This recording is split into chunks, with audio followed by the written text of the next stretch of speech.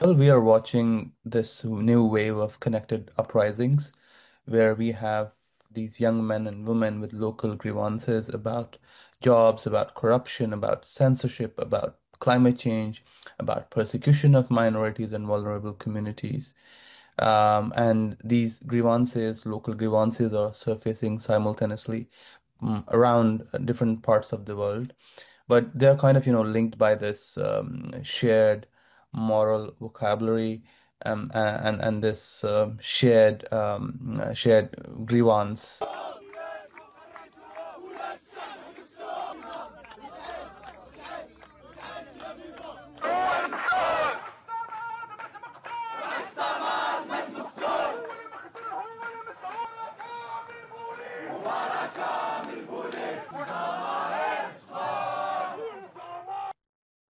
These are the young people who are glued to their cell phones, and over the last 2 years, they have seen genocide unfold in Gaza. They have seen their leaders pay lip service, leaders of the global majority, the global North, who claim to uphold rules-based international order, and they have seen nothing worked to stop this human suffering. And they are disenchanted, and they have grievances. They do not see a world where suffering or genocide is normalized. They do not want to see a world where status quo exists, where there is so much deep inequality, human rights violations, where we have new forms of repressions, digital repression, surveillance, where governments can shut off internet anytime, and force tech companies to take down content. So they see all of it, and they have raised these grievances in their own language for many years in digital spaces, in different subcultures that exist online. And right now, what we are seeing on the streets is translation of that online anger into offline action and offline movement.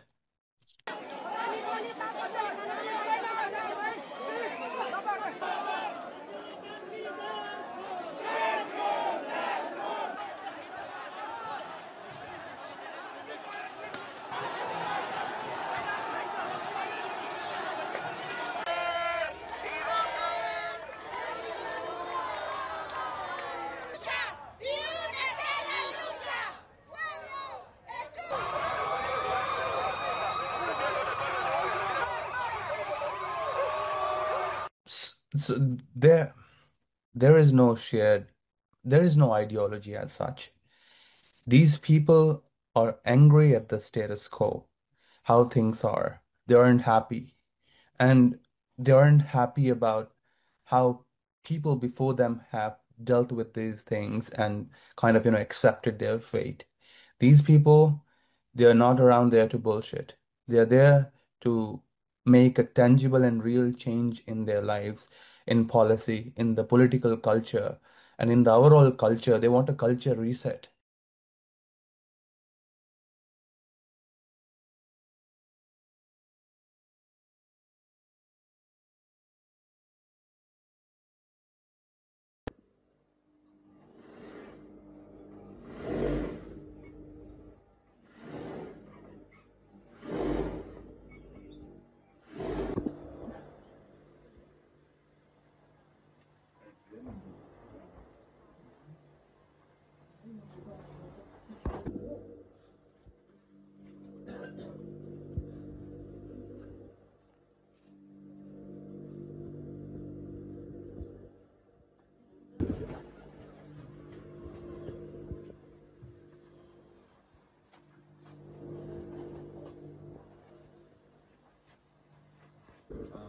Zay zany anisan'ny génération Z dia ataontsika ho an'ny pisy tia symbole-na révolution dia maro révolution sy gouvernement hitantsika Maroc, Népal, natomboka en Asie dia fandavana ny zava-misy eto amin'ny firenena zany sy contre ny système zay lavinay ny zava-misy hoentinay koa ty symbole ty ireprésenteny an'izay zavatra zay.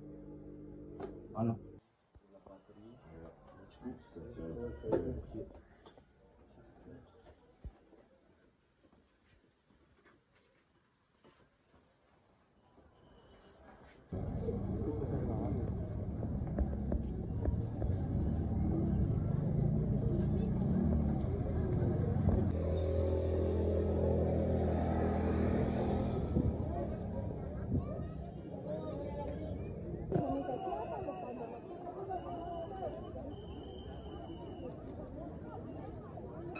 Rehefa mandroso andeha akatra Bozatovy andeha amin'ny tunnel fa eo aloha eo misy gendarme miandry dia tsy haindray izay ataon'ny zareo fa eo tsika mahita izy.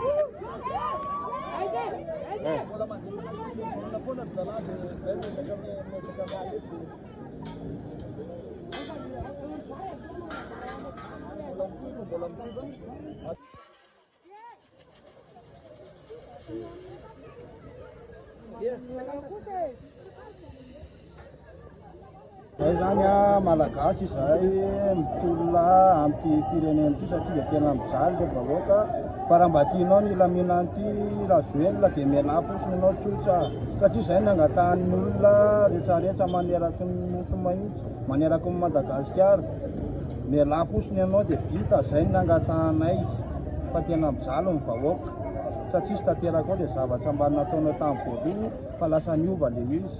Fa miala ianao, mialy ianao, izay fotsiny ny anay dia vita. Manano antso amin'ilay tanora koa, amin'ilay lalana fa tsy mety tsy ampy anetsika io e, zareo me mbola tsy leo. Ya, zay moa zany mbola mitohy fogna zany miady akatona dia tegna marobiky limozine milatsaka aminay satria zay tsy maintsy tegna mety olona ho an'ny tegna tanindrazana anay zay ary tsy vita mihitsy ty koa tsy azonay tegna zonay.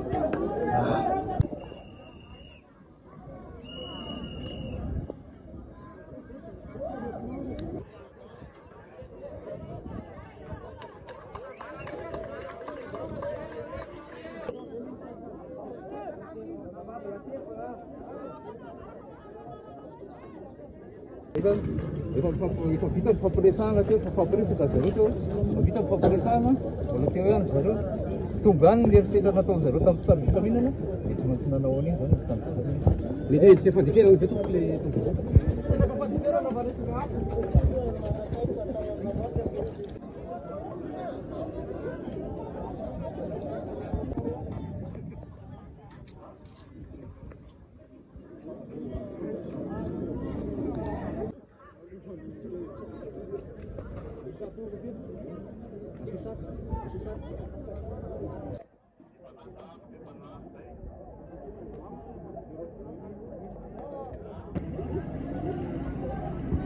Vita moa aloha zany ny raha nataonay androany, tolona nataonay androany. Misy namana maratra, misy ny sasany mety ny gendarme vao hidy any dia ohatran'izay fa mbola mitohy ny tolona, mbola tsy tapitra fa miandry ny etapy manaraka indray tsika.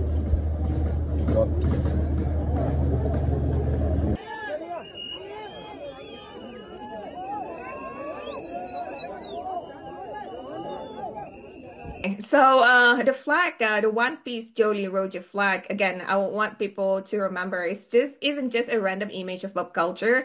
It represents a story and a set of values that deeply resonate with young protesters. In the series, we have that main character, Monkey Luffy, and his crew sailing the sea, trying to challenge the corrupt world government and in the pursuit of freedom of justice. And that narrative of defiance, right, right, against entrenched power mirrors what young protesters are feeling today. So when we're talking about protesters in Jakarta, in Indonesia, in Kathmandu in Nepal, or Manila in the Philippines, when they wave that flag, they're not just decorating, right, the movement, but they are trying to draw on a story that already carries that meaning for millions of people. And this becomes shorthand for people that experiencing the same thing, for them to show resistance and to kind of show perseverance, and to kind of like call for other people to join and challenge the unjust system.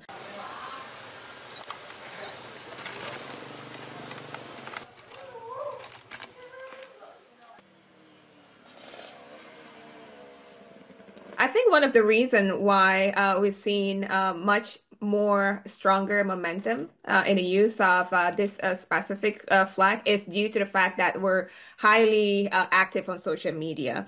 And when, like, say, for example, this flag was captured on social media being used as, representation of youth voice, how unhappy they are of what's happening in the home country, right? We're talking about corruption. We're talking about inequality. We're talking about like the country becoming more authoritarian in nature. So they use this flag, right, to show their grievances. And social media help to share that message across, the borders, right? It's no longer contained in Indonesia, say, for example. It's easily transferred to the neighboring country and even to country in the West.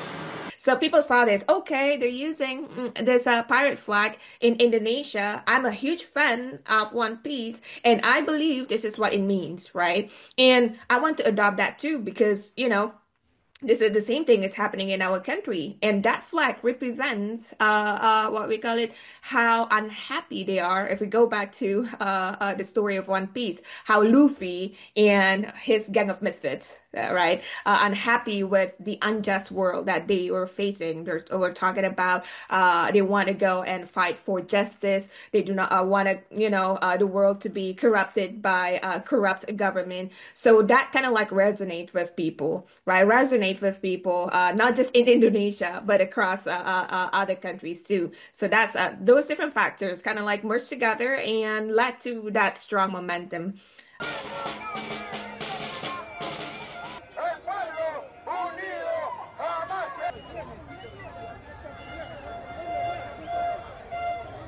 So under this core theme, they can find that similarities and tailor it to to what's happening in the home country. Say, for example, we're talking about in the Philippines and Nepal, it's really focused on nepotism movement, right? Nepo baby movement, right? It's not exactly the same as what's happening in Indonesia, despite there's like, oh, of course, overlap, because in Indonesia we're talking about corruption too, but not specifically on nepo babies. We're not really like highlight on politicians' families or people that's close to the state and their corruptions, but rather corruptions in general, right?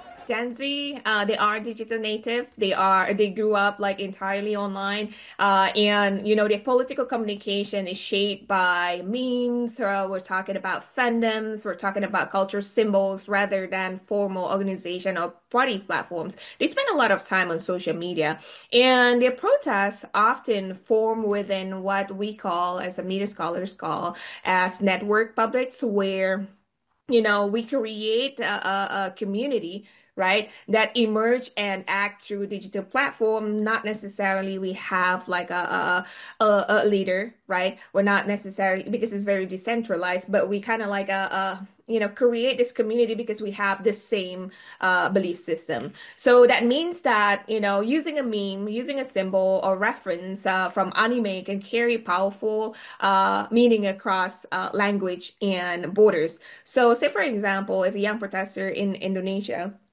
Gen Z, they use this meme that can be easily understood by other person, young person in other country, because meme is like very fluid. It kind of transcend borders, right? A meme that originated in the US could be easily understood by people in Southeast Asia because we spend so much time online. So that's why, like, digital native or Gen Z right now, even young millennials are more prone to starting movement and using social media and also adopting memes and pop culture symbols actively as a part of political communication.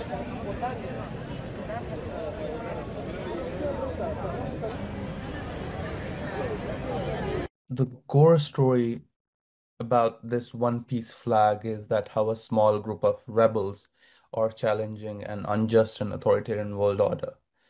So it's a pirate flag, but it is not one of pillage. Many young people can relate to this narrative, to the struggles they have faced in their own societies for many years, from oppression to persecution to inflation and inequality. So what they meant to do in this case, hitting these streets, is change of the status quo.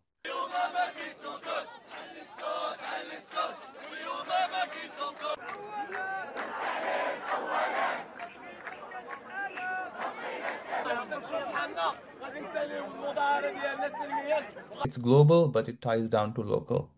And local is what really ignites, people to hit the streets and ask for change.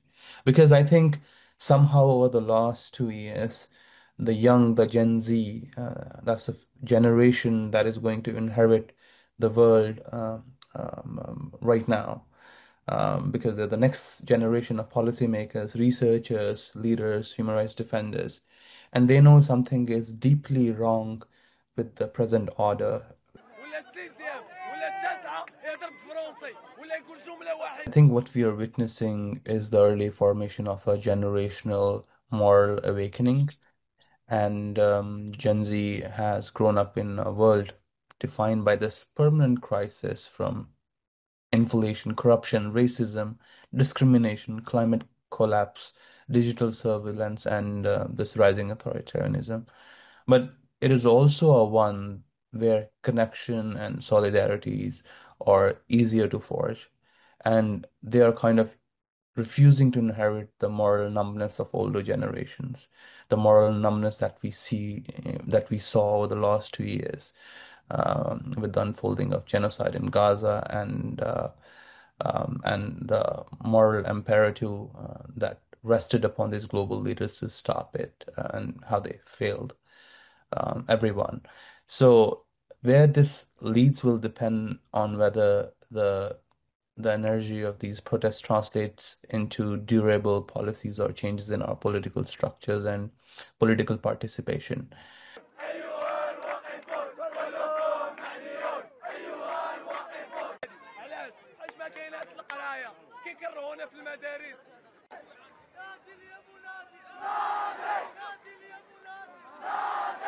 We are having this permanent crisis across these many issues right now, and it's post-COVID. It's also a very shared grievance, actually.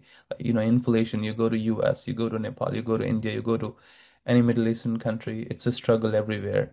Corruption, discrimination. The world is not a safe place as we even used to have that semblance of safety a few years ago. It doesn't look a safe place. And when the international rules-based order has been dismantled to favor one country, you really don't see hope internationally as well from these institutions who have failed to hold these governments to account, and the countries that claim to represent democracies or democratic values have themselves led the erosion of these very values that they claim to profess. So there is definitely the crisis of morality around the world, and that crisis of morality is exacerbated by these real daily life struggles that people are facing across the world. And I think Gen Z is not going to stay back, as we saw in some of these countries. They have taken the lead. They are organizing under this One Piece banner, One Piece flag.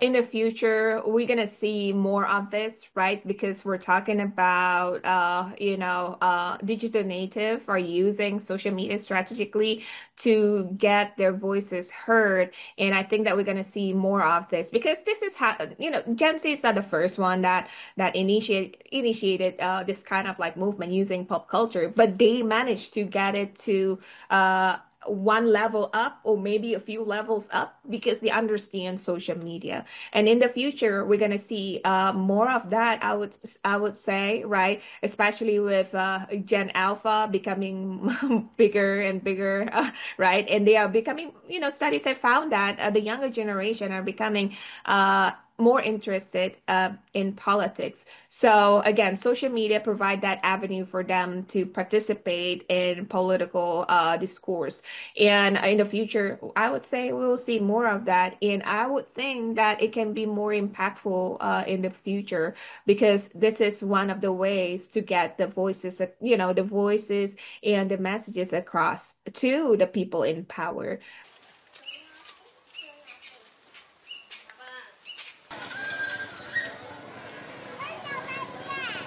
Jelajahi cara baru mendapatkan informasi. Download Metro TV Extend sekarang.